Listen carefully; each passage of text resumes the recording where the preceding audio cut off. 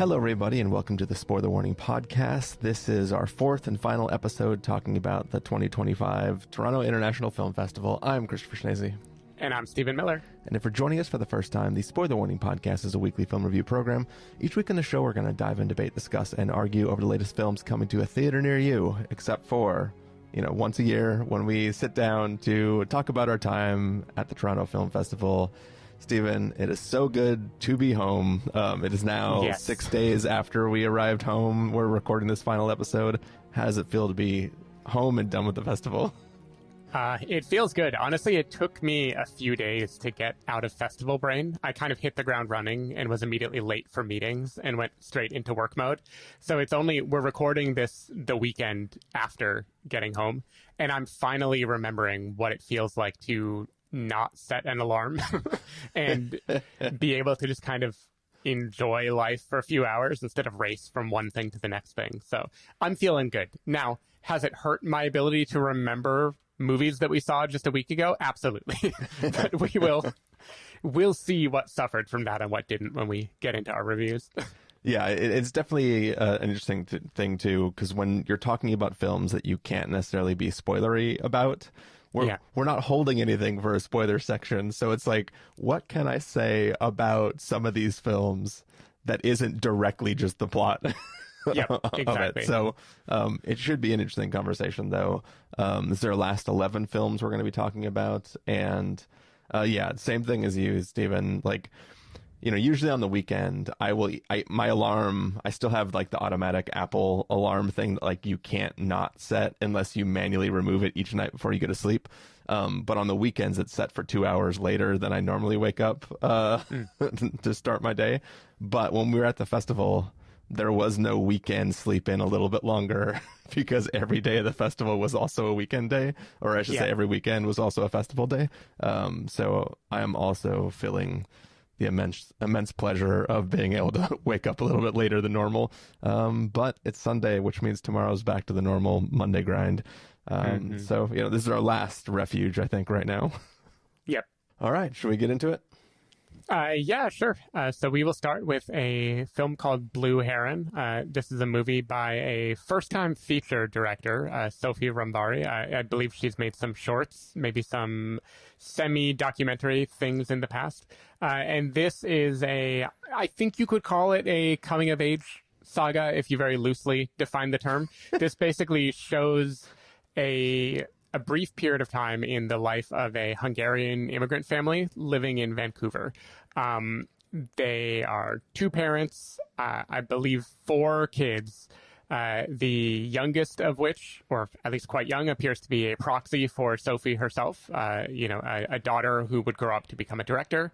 And she has this older teenage brother named Jeremy, who is difficult to pin down. He has some behavioral issues. And the movie, at least at first, begins as a sort of just reckoning with what was it like to grow up with this environment. What am I missing here? You and I talked after this screening about the relationship with this and After Sun. This very much feels to me like a movie that is a memory. It's a memory that someone is puzzling over and trying to solve.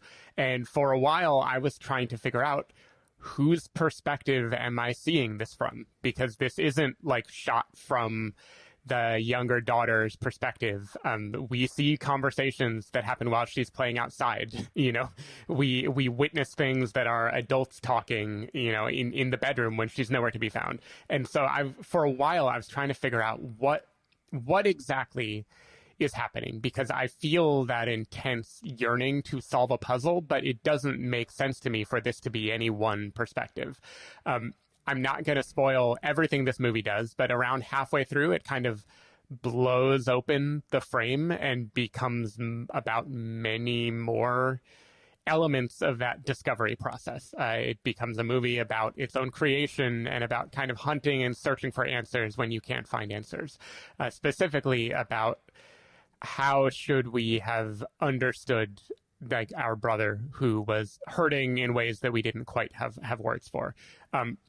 this was a movie that I found very tricky, right? It wasn't like it didn't pack a punch in the way After Sun did, where I walked away thinking, well, that is obviously my favorite movie of the year. This movie, it's more hard to wrap your head around what the director is doing. And I think the emotions it is wrestling with are a little bit more complicated than obviously After Sun had complexity, but there's a cut and dry tragedy there, whereas this is much harder to kind of get a handle on. But the more I sat with this movie over the coming days, the longer it just kind of grew in my esteem. It's doing something with its blurring of documentary and fiction, with its playing with the fourth wall, but then still having this intensely emotional undercurrent that I just find very, very interesting. And I can't think of many other movies that have pulled this off. I've mentioned to you that The Souvenir and The Souvenir Part 2 are maybe one great example of someone else who did that. This memoir that becomes a sort of fictional retelling and a description of the memoirist looking back and trying to hunt for clues through the process of making art. But yeah, I don't know. This movie is just very haunting and interesting, and I couldn't get it out of my head. And I have a feeling it's going to keep growing and growing for me, especially if I watch it again when it comes out in earnest. So I very much recommend Blue Heron, but it certainly will not be for everyone. Yeah, this is a film that I want to revisit before I can actually honestly weigh in on it. At this point in the festival, we had just come off the back of a double feature, essentially, of The Christophers and Rental Family, and then went right into this. And I went from being incredibly high on those two films to kind of not being able to wade my way into this film the way that the filmmaker obviously intended. It was, the kind of stuff that you talked about with the play and different narrative styles and the focus on memory, but from various different people's vantage point. All that was hard for me to frame myself into, and I just ended up not being able to latch on to it. So I just need to give it a better shot once, it's not the whateverth film I've seen. Sure. But, it's definitely a film that was trying to go for something, and with the Q&A at the end, there was a lot of people in the theater that this was really, really vibing with. So I feel like I missed it in the moment, but I do want to revisit it once it's available. Yeah. Cool. Now a less challenging film. Yes. So, hey, people always say comedy is the hardest thing to make. So.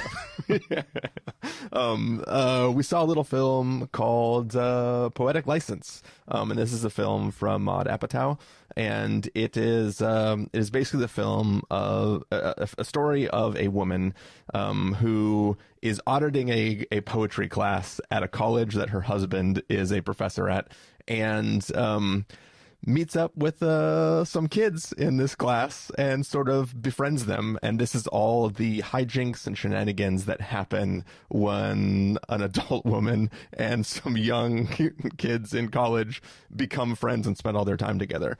This is a film that, I think we were both curious what Maud Apatow had in the chamber. And I'm happy to say that I think, she's got some good chops here. I thought this film was incredibly funny. I really had a great time with it. Cooper Hoffman, who I really had only paid attention to much in Licorice Pizza, and I didn't really necessarily dig him as an actor in that role, but in this he fucking shines. I was like, holy crap, I love this guy now. I had an amazing time with it.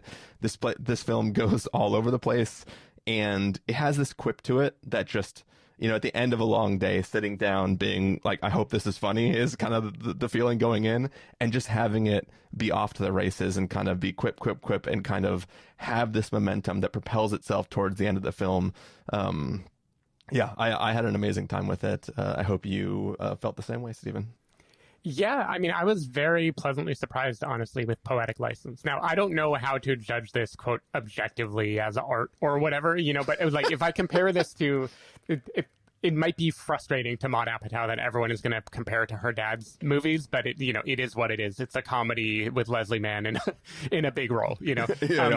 What Judd Apatow did well in his prime was blend this kind of raunchy, funny, like, humor with some kind of heart and pathos and something about how it feels to grow up and how hard it can be, you know, for people to just like mature, you know, just the growing pains of life, however old you are. And I think Maud does an amazing job of both of those. Like, I think this movie is very, very funny, and it's funny in a much more now way. You know, you can tell that this was made by someone, or at least written by someone who is like entrenched in current culture. It doesn't feel the way some honestly recent Judd Apatow movies have felt, which is kind of like stale. Yeah, you know, this movie is very funny and clever, and it also has a lot of heart to it.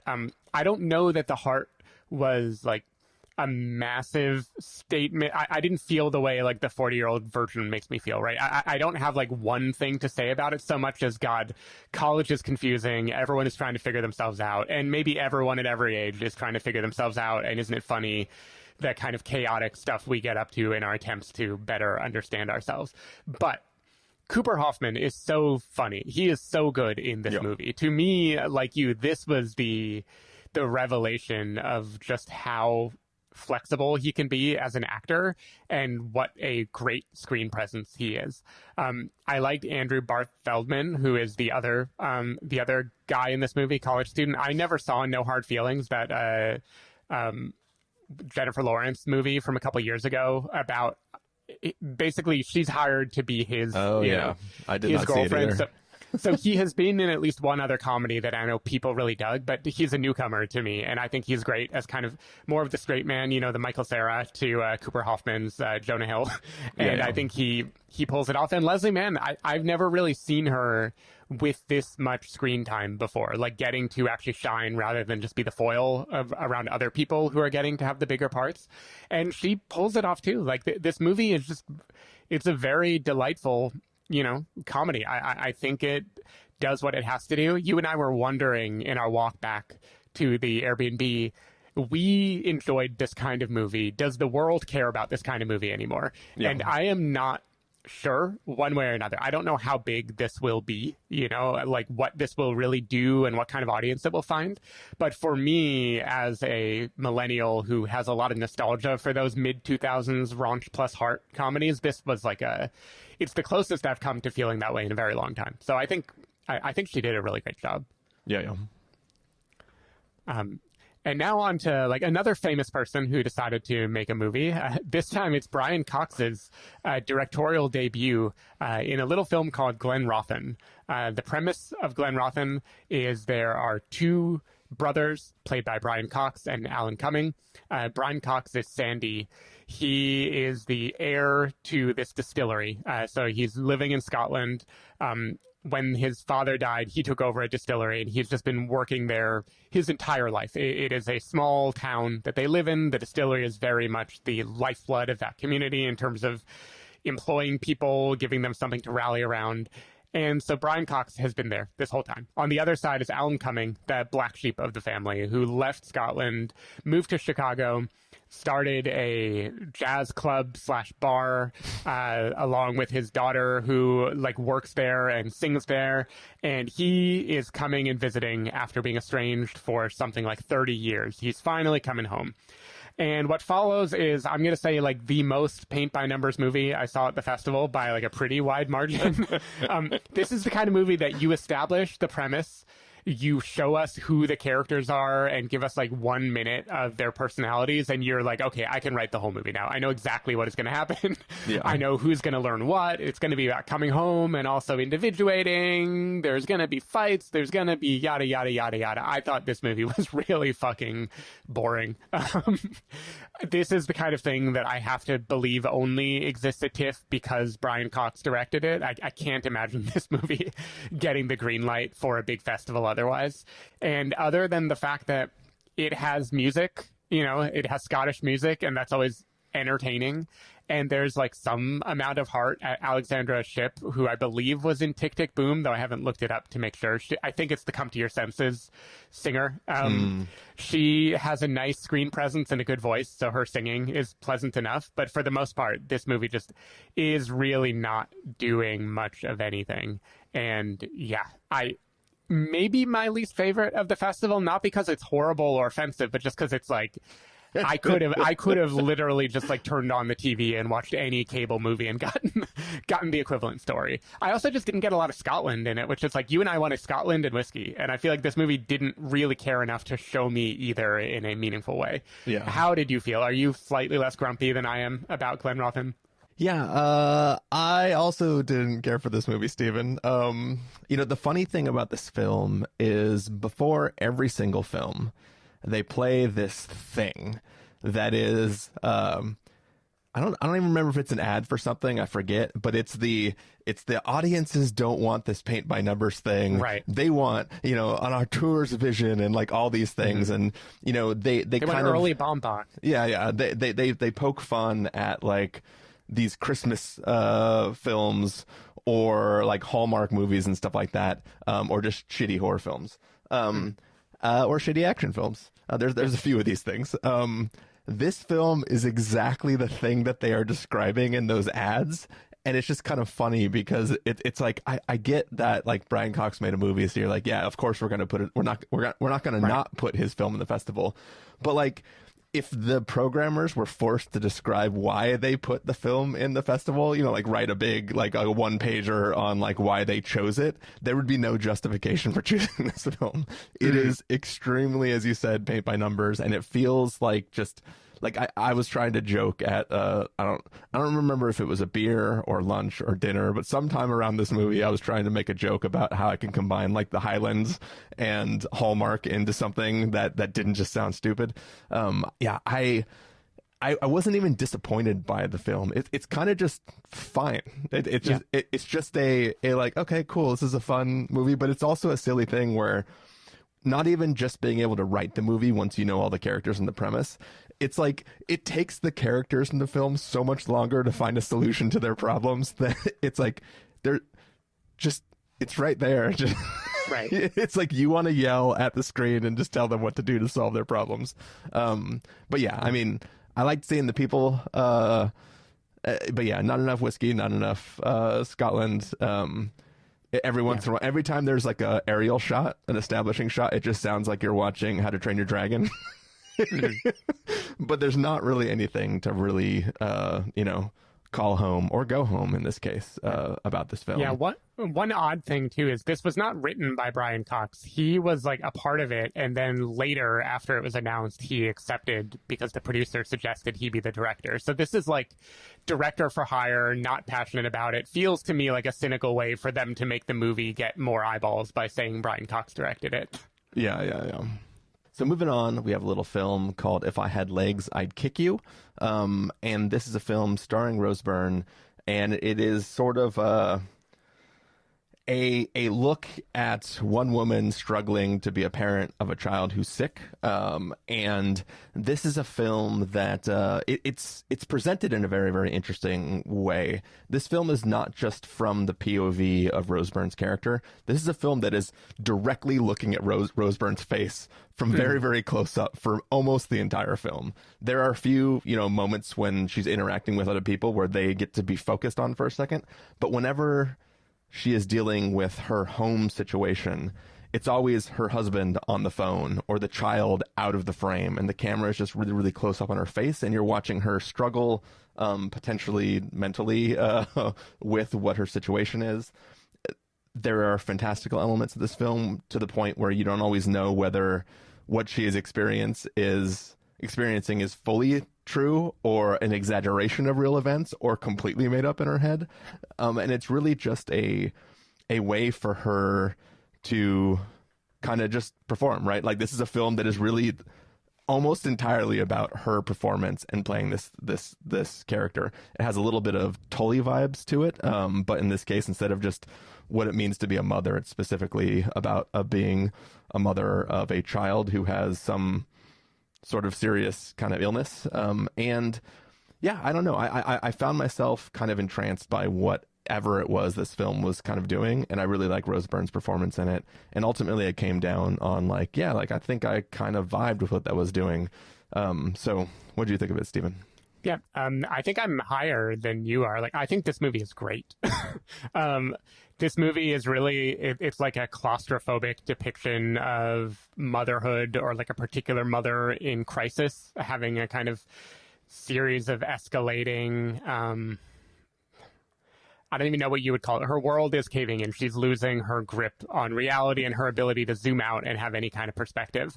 So you could see this as like in a lineage with a Tully or something like that, but this is much more of a nightmare than Tully. This is just like increasingly escalating, kind of unrelenting. But I think it's just brilliantly acted by Rose Byrne. Like, Rose Byrne is really incredible here. I think I always knew she was a solid actor, but I don't think I've ever really seen her give a performance that was anywhere near this kind of powerhouse where she has to do so much of the heavy lifting, and she nails it. I think it's like darkly funny as it keeps escalating. You mentioned the fantastical elements. I think it has an interesting kind of it's like playing with you. It doesn't care if you know what reality it's living in. Like, is this all just a metaphor for how she's feeling? Is this the world actually caving in and going crazy? Who cares? No one knows. The audience is like, the audience is having a psychological meltdown along with her. Yeah. Basically. Until another character interacts with the hole in her ceiling, I was not convinced that hole actually existed. Neither was I. Yeah. I also maybe wasn't convinced that character existed. Until later more people interact. Like, this is just like such a power. I feel like it's the kind of movie that I can imagine it getting just like solid reviews or whatever based on the plot or something. And maybe I think the filmmaking is great, but it is very much one thing and you either vibe with it or you don't. But the performance, like, this is the kind of movie that even if I hated it, I would tell you have to see it because Rose Byrne is so damn good.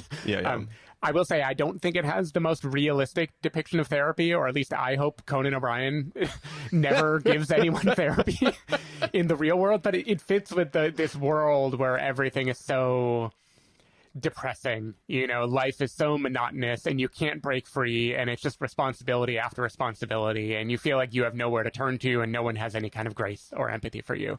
I think this movie rules. It got good reviews out of Sundance, which is why like we tried to make room for it here if the schedule allows, and I'm very happy we did because it's probably in my top like at least like 7 things we watched. Like it's high up there for me. That's such an oddly specific number. Yeah, maybe top 5. I don't know. I was talking myself out of it when I started to list more things in my brain. But this is an A movie for me. This is solid, and people should definitely check it out when they can. Yeah. All right. Another film that we booked without question, just knowing that it starred Cillian Murphy, is Steve. This is directed by Tim Millance. He is the guy who I believe also directed Small Things Like These. So this is a re-teaming up. I loved Small Things Like These, so I was very excited to see what would happen next. This is a story about the headmaster of a school for troubled boys somewhere in the UK. I didn't catch like the exact details, but basically these are kids that have been in trouble with the law before. Their families don't know what to do with them, and as kind of a last-ditch effort to reach them before potentially they enter some kind of more hardened system, they go to this school. Cillian Murphy is the headmaster, and this follows one day there. So the hecticness, you know, how it feels to work with these kids, the pressures from like a fundraising standpoint, struggles that he's having with his employees who are also at the end of their rope. And it is really just the kind of realist social drama that like puts you in the thick of it and just tells you, here's how it would feel to work in these conditions, have empathy, feel frustrated, feel all the things that a regular person would feel, and by that, hopefully communicate something important about the world. I quite like this movie. Like, I didn't quite love it.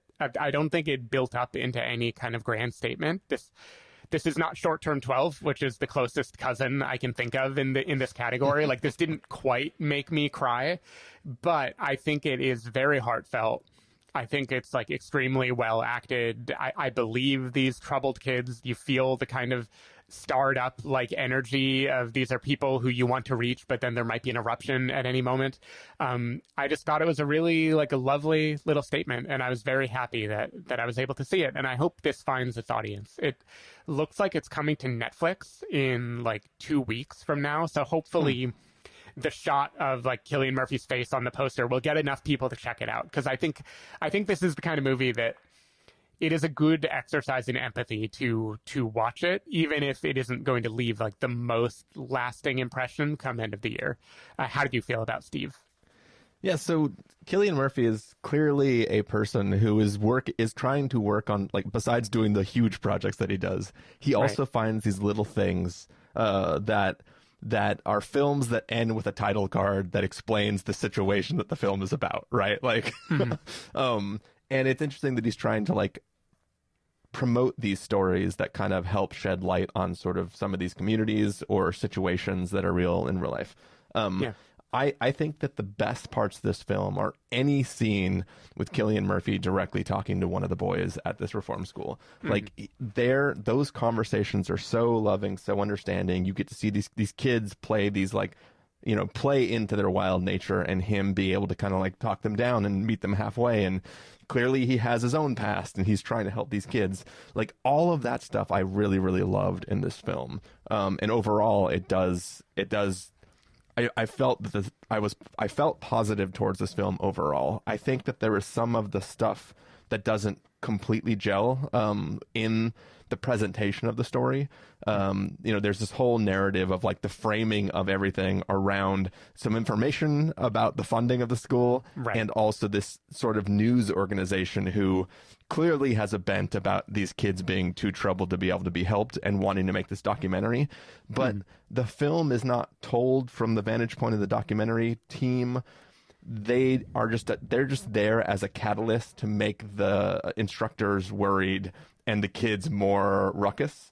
But it never really plays into anything except for like a few shots where people are they're just going to read the line they wrote before they arrive there as they record a shot of them walking around the exterior of the thing or down a hallway, right? So that never fully jived for me. There's also some flair the director is playing with in the film, which to me was kind of like this is dope. It's like you're listening to like rock music while a camera flies in and out of a building, showing like the kids roughhousing outside, and the instructors all like pacing back and forth and trying to figure out what they do. And it's like, this is cool, but it seems like it's from a different movie. Like, like why did you suddenly turn into like David Fincher for a second? Like, you know what I mean? Like, it's something didn't fully work for me about it. But again, Cillian Murphy is great in this. All of the boys are great in this.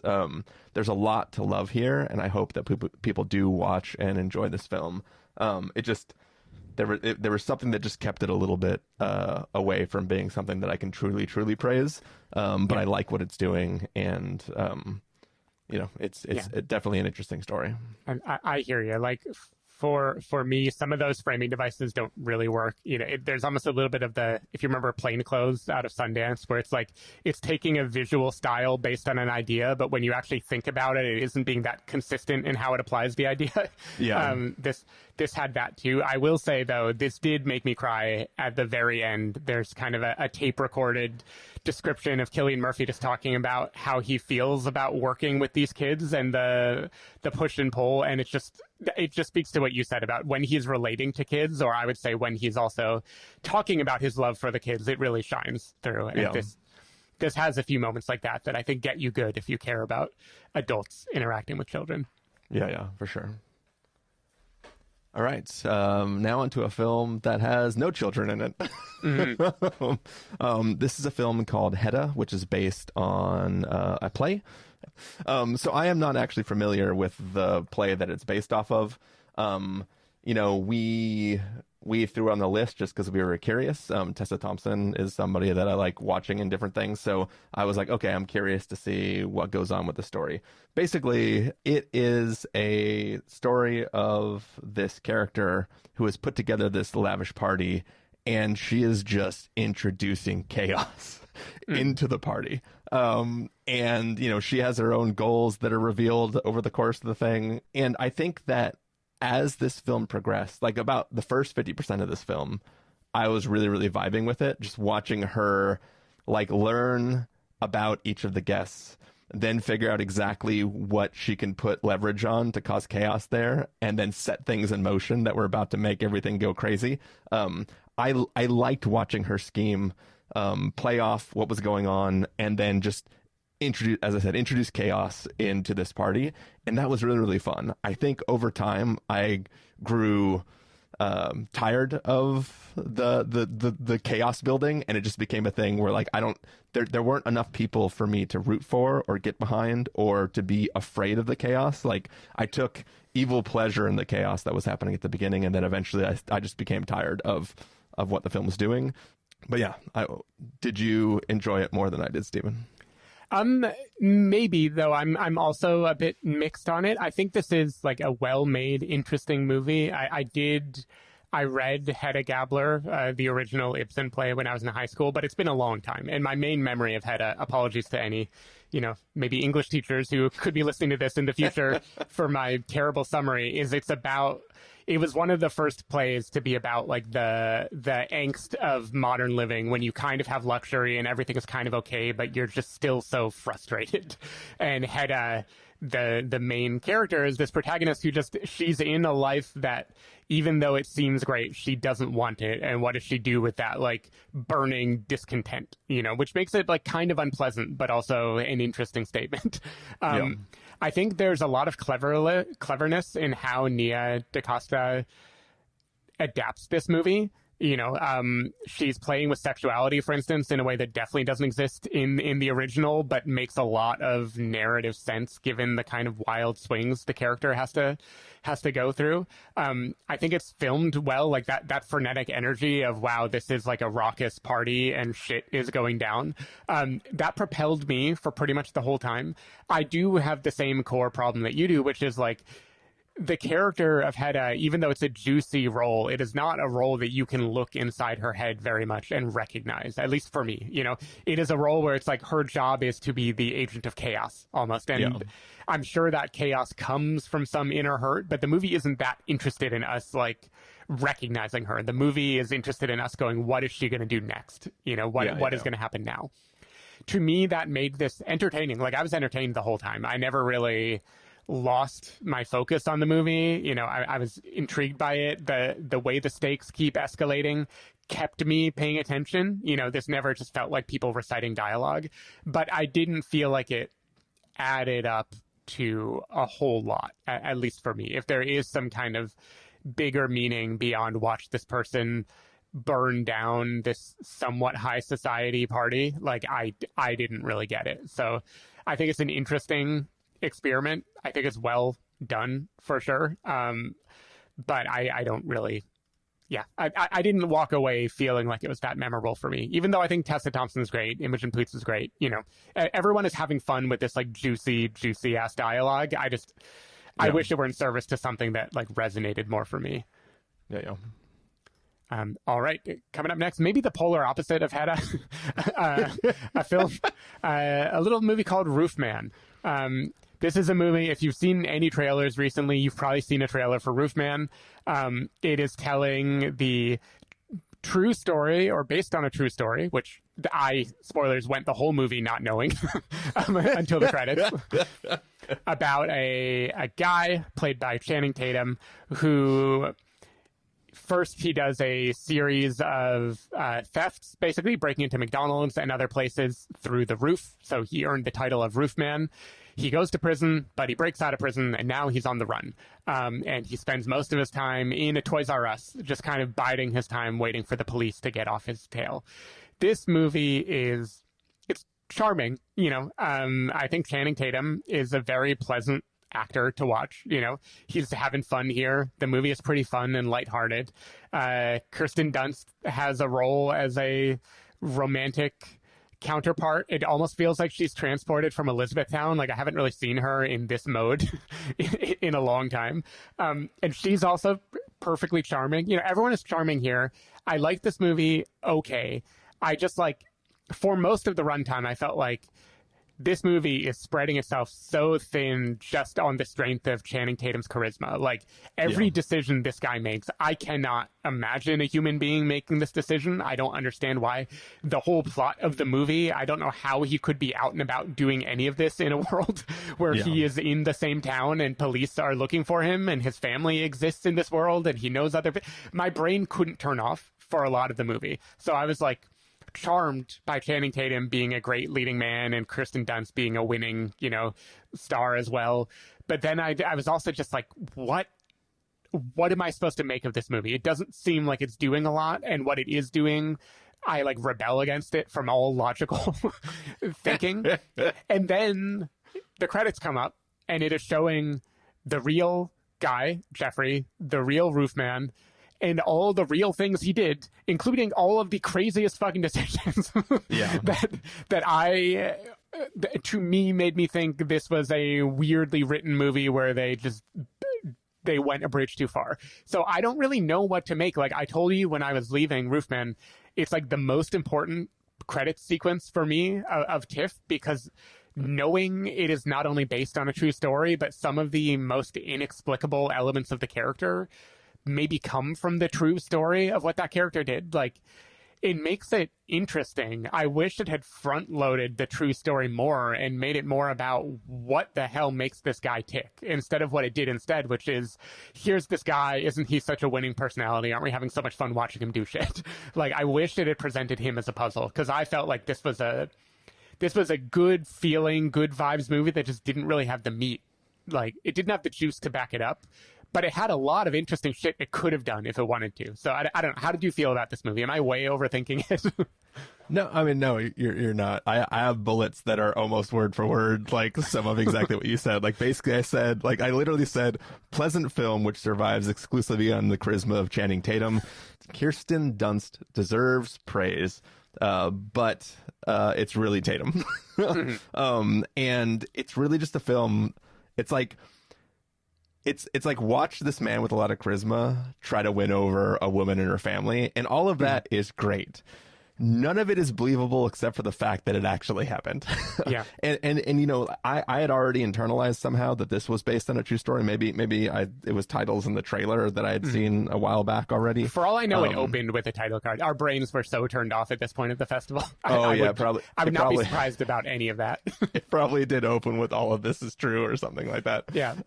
But even being based on a true story, we know that this could be a headline that got turned into a movie that has nothing to do with the original. But as you said, from the credits, we realized that like so many of those characters were real people that actually interacted with them. So it can't just be a premise that was true with a bunch of completely made up stuff around it. Yeah. And yeah, it's one of those things where it's like, this is a character who, we're introduced to him doing these crimes, but he's already justified. Basically, he's a man who realizes that he won't be able to make enough money to provide for his family. But there are these corporations which suck that he can take money from, and it won't be a big problem. But he can take enough money from enough of them that it won't hurt them, and he'll be able to provide his family with his life. And then his downfall is essentially, as the movie's getting started, his downfall is eventually just he cares about people, and that's what leads to him getting caught. He goes to prison, and then he escapes, and this film is us watching him having escaped and what he's going to do about it. It seems wild to me that like the biggest crazy thing is that he has to live inside of a Toys R Us. Because nobody can see him, but he can just bicycle around the city all day long and never has a worry or a care about being spotted by somebody else, or go to a singles mixer at a restaurant.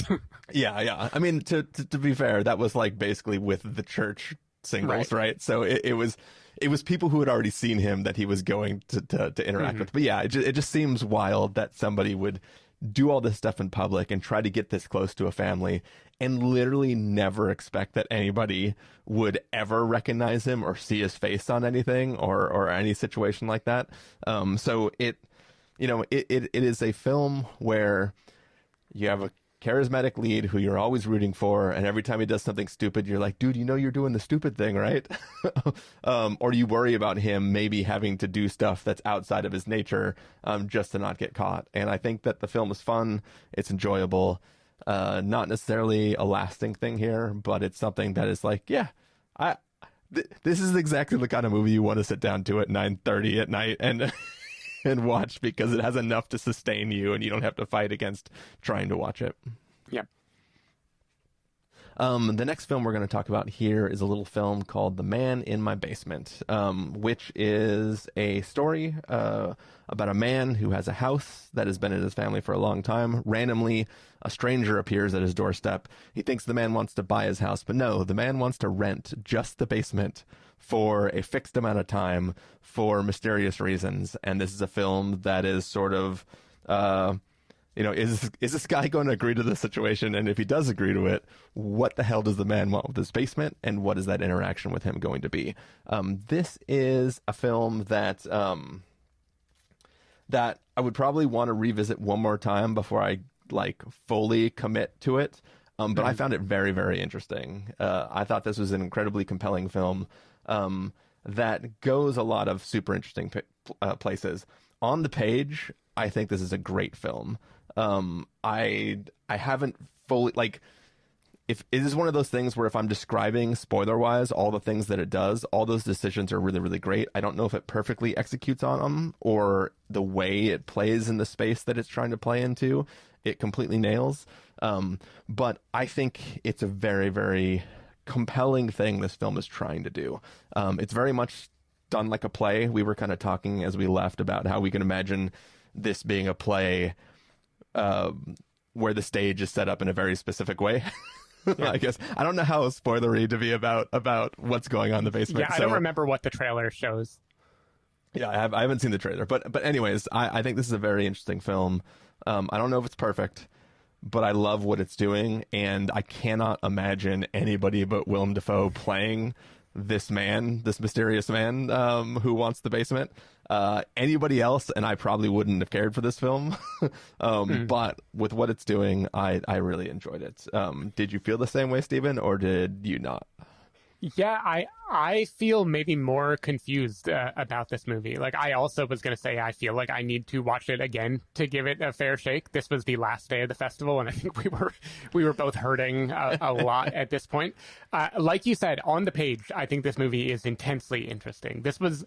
this wasn't in our must-see bucket because that was reserved for the big buzzy movies we already knew about. But this was, I think, for both of us pretty high up in the next tier of we definitely want to see this if we can, because the premise is so interesting. And I think it gives you a lot to think about, right? It's playing with this, all these themes of the darkness in our past and the darkness at the root of American history and specifically racism and possession and all the ways that the wealth inequality exists today. It is playing with heavy real themes, and it is doing it in that kind of intense, horrific way that almost feels like a Jordan Peele movie, might handle it. There are a lot of intense dream sequences in here. There's a lot of eerie stuff happening in Corey Hawkins' imagination, but there's also weird ass shit happening in real life because Willem Dafoe is a man who is actually in his basement, and he is I saw a Letterboxd review that said Willem Dafoe in full goblin mode, and I definitely agree. This is the most goblin he's been since Spider-Man. So it's playing with interesting stuff. I kept feeling like it wasn't doing something with those interesting materials that kept me along for the ride. If I were to tell you to try to say, what is the arc of the movie? Where does the character start? Where does the character end? How does stuff build over time? I would struggle to do so because right from the get-go, it has this eerie feeling and all of these themes of the history of slavery are present. And then at the end, it's still there. And I feel like it maybe leans too hard on the dream sequences or fantastical sequences in a way where I have trouble tracing a narrative through line of what is actually happening with any of the characters. I think Corey Hawkins and Willem Dafoe are both very good here, but I do think the script it is so play-like. The script is asking them to say in direct words exactly what it is about in ways that are like no one else could sell it, basically. Like Willem Dafoe manages to sell it as far as anyone on earth could, but it's still asking him to do a whole lot of like direct exposition of the themes of the movie. And I don't know, there's something about it that it could be that it adds up to a lot more, and maybe if I give it another watch I'm gonna like it much more. But as it is, this felt like intensely interesting concept, kind of muddy execution, so I'm not fully sure what to do with it. But again, and late enough in the festival, it could totally be my fault. Yeah, and I think part, like, if it was just a play and it was just the two people in a series of sessions speaking with each other, it would be perfectly executed. Yeah. Because of all the extra stuff with the lineage of the family that owned the house and the antiques appraiser person, and how they see the connection to the goods the family own. Like, there's a bunch of extra stuff added on top of it that I think is kind of a separate thought from just the interaction between these two men specifically. It's like there is some connection there thematically, but there's technically a separation there that when you pile them together, it feels like it's weaving back and forth between two different statements. And that's the kind of thing that I don't know how to completely tie that knot. But yeah, it's fucking interesting film for sure. Yeah. Yeah. Very, very interesting.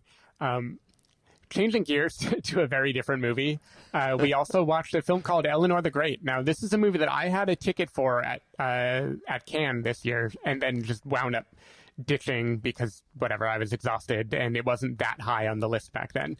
But it's the directorial debut of Scarlett Johansson. And it tells the story of this woman named Eleanor, an elderly woman in her 90s, played by June Squibb, who moves to New York and is trying to make friends. And in the process of trying to make friends, winds up telling a little white lie, which is that she is a Holocaust survivor. And this is about the snowballing of that lie, and kind of just how it plays out. This is a very charming movie. You know, this is better than the kind of snooty reputation that I heard at Cannes when maybe people were expecting like art house and were surprised at a movie that was so accessible. Like it's super enjoyable, and it's enjoyable because June Squibb is very, very, very fun to watch at all times. She really has a blast playing this like sassy grandma type character and playing it in a way where like it doesn't really have the Dear Evan Hansen problem for me. Like I actually can believe her doing this, and I'm still able to have empathy for her because she's just such a like lovable person, and she's, I don't know, there's something about it that worked for me better than I expected. With that said, it worked in a very slight way. Like this is not the kind of movie that I would tell anyone to rush out and see. It's cute, you know, it is it's like watchable at a tight, like I'm gonna say like 90 minutes. You know, this is a movie that is in and out real quick, and it doesn't overstay its welcome. And because of that, I can say, yeah, check it out, enjoy it. If it comes to Netflix or Hulu or something like that, like I think you'll have a nice time. It's still not doing a whole lot for me, and I don't think it really has much to say about its subject matter, including like why would someone do this. There's a whole subplot involving Chiwetel Ejiofor about him finding the character of Eleanor like very compelling and wanting to do a story about her. And ultimately a story does air, and it's meant to be a big aha moment, you know. And to me, that story is it's the perfect example of why this movie doesn't necessarily know what it wants to say, because that story he airs doesn't actually illuminate anything at all about her or about the story. Like it feels very surface level to me in terms of like what it's trying to grapple with here. So I don't know. I thought it was a sweet movie. June Squibb is like very entertaining to watch. I really enjoyed seeing her shine in a starring role. I feel like I haven't watched her get to do much more than like side characters for a while. But yeah, kind of a trifle for me. How did you feel about Eleanor the Great? Yeah, it was a film, like as you said, the lead can make you watch the film, but this film is a weird story. Like I don't know if there's a word for like stolen valor for surviving the Holocaust. Yeah. But yeah, the way it handles this, strange story is, I don't know. It's something about the way it does it doesn't fully work for me. Like you said, it doesn't completely succumb to the Dear Evan Hansen problem, but Dear Evan Hansen is like funny in the way he keeps finding himself in these situations. And this is not funny in the way she keeps finding the situations. And this is a thing where like she has so many opportunities to correct the story here, but she lets it go on. It feels like a woman who thinks she's the only woman. Like we talked about in Roofman, where it's like he'll just ride his bike out in public and not expect anybody to see him. This film is all about Eleanor riding her bike in public metaphorically, except for the public is people talking about surviving the Holocaust, and it never quite worked for me in a way where like I never was rooting for her. I was never concerned for her getting caught. When things start to unravel for her, I was never really on board with where they were going. I also think that the journalism student, like I didn't buy that she literally didn't do a single ounce of investigating to find anything in the world. And then when her dad gets involved, he also doesn't do anything. It's like an intern eventually. This is the kind of movie that like you would believe it if it set itself in the 90s, so there was no real internet or easy way to find people. And it's very hard to believe in a world where they have like cell phones and are texting each other. Yeah. And it's weird too that the character whose story she is telling doesn't really get a chance to like, it's only in these flashbacks where it could almost transition between the two characters. It's like, I feel like that character, this is essentially a story about telling somebody else's story, and then it silences the person whose story it's trying to tell. I know something about it just really didn't fully work for me. Yeah. And it was like, it was entertaining, but then every time I felt entertained, I was like, what was even the decision behind making this film? There's a lot about this movie that's just a little perplexing in terms of why this, know.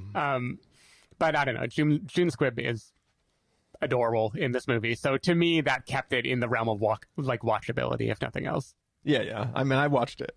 Yeah. All right, so the next film on the list is a little film called The Fence, which is directed by Claire Denis. And, I haven't necessarily been... I've only seen one of Claire Denis' films before this, and that was High Life, and I didn't care for it. I think you added this to our list, Stephen, and I did not know what to expect when I went into it. This is based on a play, and this film really, really feels like it's based on a play. It is, there are people who work on a construction site, and a person was killed on the construction site, and somebody has shown up wanting to claim the body, and the people who work at the construction site are trying to not give over the body because they want to, keep under wraps what happened to this person who was killed. And it is... the reason why I say it feels very much like a play is because the first 30 minutes of this film are two characters saying, give me the body. And the other character goes, we'll give you the body in the morning. And he goes, no, I want the body now. And then he goes, yeah, I'll give it to you, but in the morning. And he's like, I want it now. I'll give it to you in the morning. I'm not leaving till I get the body.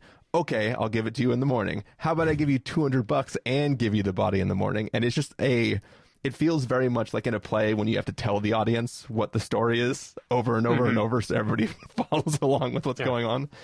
And ultimately, this is not a film that I enjoyed or vibed with. Just the presentation of the story, like the actual machinations of what's going on here are interesting. They are compelling.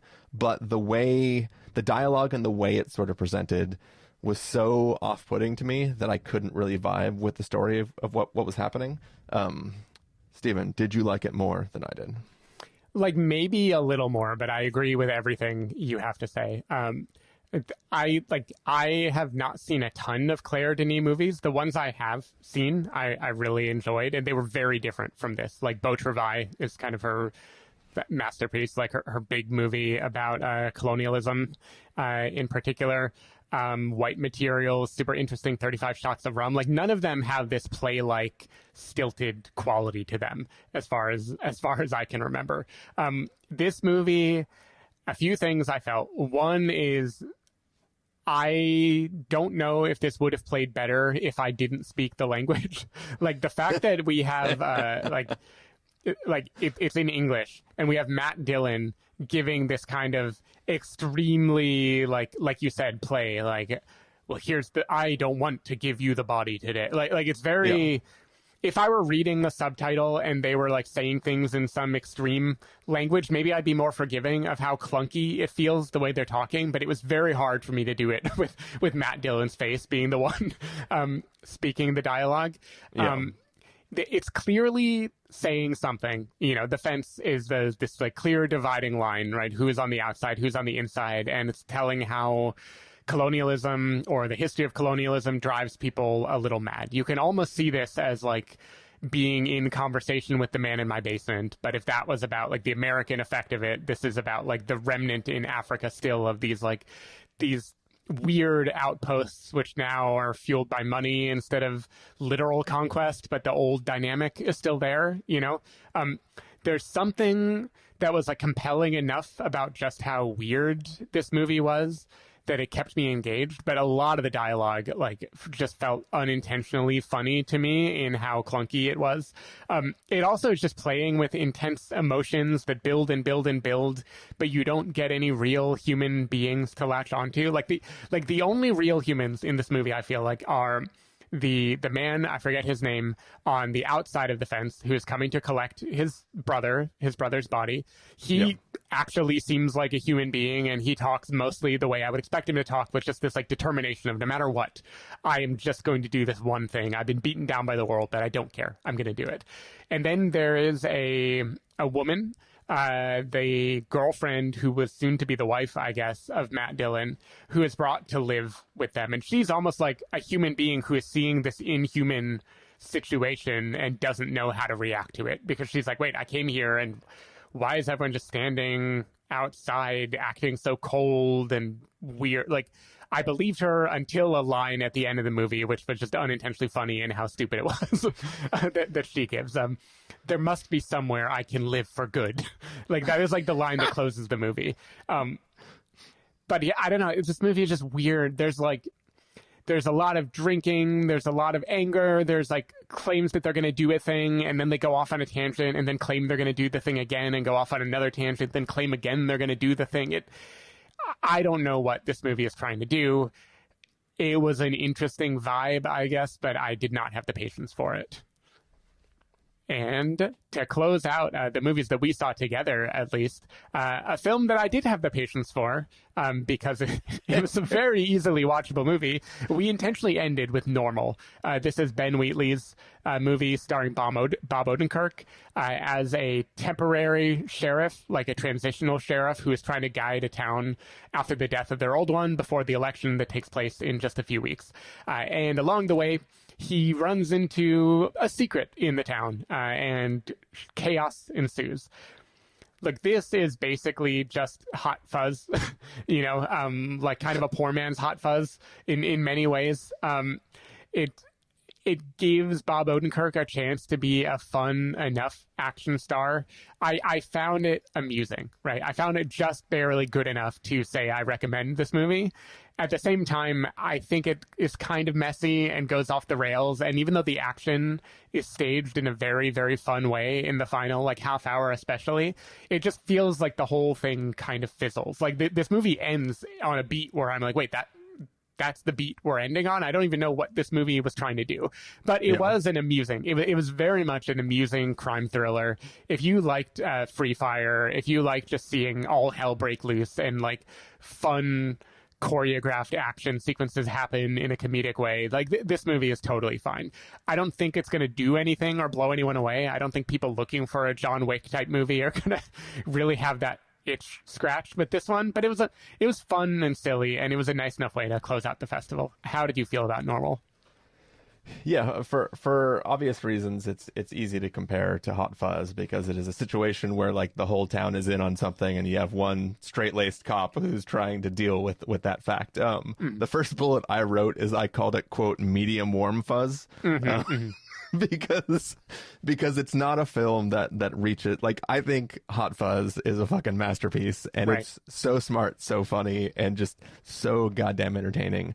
And this feels like this is a film where like you're like, oh, they're doing the Hot Fuzz thing. Oh, this is kind of fun. Oh, the situation they are describing is pretty funny. And then as it plays out, it's entertaining enough. Like this was a totally fine film to end the festival on, especially because I was fucking exhausted. Yep. Yeah, So I don't know if I could have handled a more interesting movie. No way. I was so ready to be done. Like I'm not gonna lie, I was almost thinking of like, should we just like, if it wasn't for this one got me to 40, I would have totally just like bailed on the very last film. But I was like, I can't not hit 40. I gotta hit the milestone. But yeah, I think that, the idea of this cop who's just showing up, just trying to stay there long enough so he can move on and do something else, and then finds himself in a situation where like literally everybody is trying to kill him. That has enough, entertaining characteristics to kind of bring you along for the ride. And there are the violence in this film is sudden and surprising at times. Yeah. like there are moments where it's not the celebration that you get from an actual like John Wick style film. But when things happen, you're like, oh God. Yeah. So, it's entertaining. I don't know what this is going to come to and how people will watch it eventually, but you can do worse, than take a watch for this film. For sure. Cool. So yeah, Steven said those are everything that we saw together. I'm just going to mention real quickly two films that I did very much like and that I think are worth people checking out once they become available. One is a little film called The Choral, which is a film where Ralph Fiennes plays a person who has been brought in slightly controversially, because this is set during World War One, and he has been hanging out in Germany for a while because that's where the best musicians were, according to him. And now people in this town are being, conscripted into the military, and all the boys are going away, and a lot of them are not coming back. And this choral group in this town is trying to take some of the last remaining people together and put on this production of something that they're going to have Ralph Fiennes select for them to do. And this is a film where every character has its own, like, on the surface, this is just kind of like a nice, entertaining film, but like every character has their own personality, their own backstories, their own motivations in the story. They all play together. Like it's kind of an ensemble sort of situation, but without having like giant crazy stars. But it's like a lot of strong personalities all interacting with each other and all working towards putting on this play that they end up, or sorry, it's not actually a play, it's a choral performance. Yeah. But they decide to actually stage it more like a play. And it's about these people trying to put on this thing and adapt this piece of work to kind of represent how everybody feels with all their, sons getting sent off to war and many of them not coming back. And the performance they put on at the end of this film is really beautiful. And I think that all of that is worth it. This is a film that, like, as you watch it, you're like, oh, this is nice and it's entertaining and I like this. And then you get to the performance at the end, and you're like, all right, cool. It's all building to this, and it definitely nails what it's trying to do. So, awesome. Big fan of The Choral. Don't know if excited. I'm excited to get to see it at some point so we can talk about it, and hopefully I like it. And if we don't, then we can have a choral quarrel, and that'll be fun. I see. I saw his smile, and I didn't know if it was him setting up a joke or if he just read that it has a 0% and everybody hated the film. No, you knew it was a long walk to something. You just didn't know what yet. And then the other thing is a little film called Wasteman, which is, the little Q&A, the way that the director introed the film is he said, I told myself I'd never make a prison film because I've seen things like Startup. And that's pointing to the outfield and getting ready to take your swing at a ball. That's like, all right, buddy, you can't just evoke that and say like that film made you not want to do it and then you made it anyways. And essentially, the director had seen a bunch of videos coming out of prisons where people have smuggled in cameras, and they're essentially like, TikToking the shenanigans they get up with, sometimes, oftentimes very violent things that they encounter. And just, he was so fascinated by the life inside these prisons that people were just like tweeting out videos of what they get up to in there. So that was the sort of motivation behind creating this film. It's basically the story of a man who's been in prison. I'll leave out the reasons why he is in prison, but there are some prison reforms that are happening at the time frame of when this movie takes place, and his sentence is possibly going to get much shortened.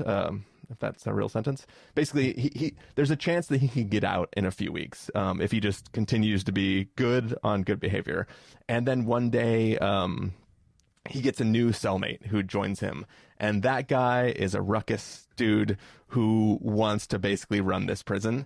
And it is a story of this guy trying to hold out his time and just stay on good behavior so that he can hopefully get out in a few weeks, and how this new agent of chaos who enters into his cell can potentially put that in jeopardy. This is a film that I thought the performances in it were great, and it is a very, very compelling story and presentation of what life is like in this specific prison, fictional prison, but like just seeing what it's like in there from the vantage point of inmates who are trying to like present the stuff that the wild things they do in the prison to the outside world. So big fan of Wasteman, so worth checking out once that's available. That is the one I am most sad I was not able to catch. That's one that sounds like so far up my alley. So I'm definitely going to make time for it when it finally comes out. Cool. Yeah, that's basically the end of us talking about these films. Any last things you want to say about the festival, Stephen? I don't know. It was a good festival. We saw a lot of stuff. I'm excited to give my brain more of a chance to recover so I can look back at it and kind of think through the measly 32 things that I watched while I was there. I don't know. It was a good time. One thing I've been thinking about is I still have no idea what the best picture race looks like this year. I think most times after TIFF, I walk away thinking, oh, well, obviously, here are like 2 or 3 ones that are going to be a no-brainer. And I don't know this year. Like, I think Hamnet is pretty locked up now to at least be like in the conversation since it won. But some of the biggest things didn't even come to TIFF, right? Like the new PTA movie, everyone is raving about it. That didn't go to any festival. So I don't know. I'm both excited and exhausted to think that there will be future binges during award season. Even after TIFF, it still seems like there's a lot of stuff left to see. So it'll be an interesting few months. Yeah. For me, the festival was fun but intense. We came back at like we said at the top, this is like 6 days after we came back. We did not watch anything that came out in the last like 3 weeks. No, I may never watch a movie again. It's I did catch up on a bunch of television shows that I missed when I was out. So it's not like I didn't consume any content. It just, there were no trips out to the theater, nothing that like drew us out. But we are going to return to the normal grind and see some stuff and start getting back to regular episodes soon. Excited for that. But I think, Stephen, next year we have to prepare more and figure out a better schedule. Well, I think next year we need to agree that that is too many movies. If we had seen one fewer movie every other day, we would not be upset. So I think we can do better next time around. Well, if we could pick the movie we didn't see. Oh, sure, obviously. And it's not like I'm saying we don't see as many films. It's just finding a way to make the schedule more manageable would be good, because you think that if you think you're like, oh yeah, our first movies don't start till like 11 or 12. Like that's plenty of time. It's like, yeah, but we got in at like 1 a.m. Right. and then we had to wind down. And then if we were lucky enough to fall asleep, it was like 2 a.m. and you're like, holy shit, this is not. And then we might even be recording in the morning first. So it was, It was a lot. Yeah, it was definitely chaos, but it was good. It was fun. And we survived it. Mm-hmm. So, you know, we made it there in one piece. We made it back in one piece. So, you know, it was worth it. Yep. All right. Well, Stephen, let's say goodbye to folks. If people want to find you throughout the week, where can they do that? People can find me at Blue Sky at sdavidmiller, sdavidmiller.com, or you can find 2 TIFF write-ups up at decodingeverything.com.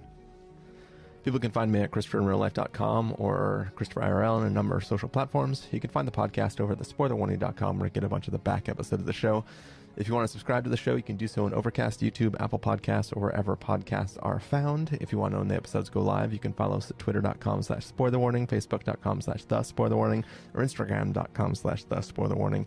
If you want to get a hold of us directly, you can send an email to fans@thespoilerwarning.com, or you can use the contact form on our site. Music for this episode will come from a track selected from artlist.io, so hopefully you're enjoying that. We're going to take off. Our next review will be for One Battle After Another, right? That's the name of the movie? Yeah. Yep. So look forward to that. We'll be seeing that next week. Yeah, talk to you soon, everybody. Bye. Bye.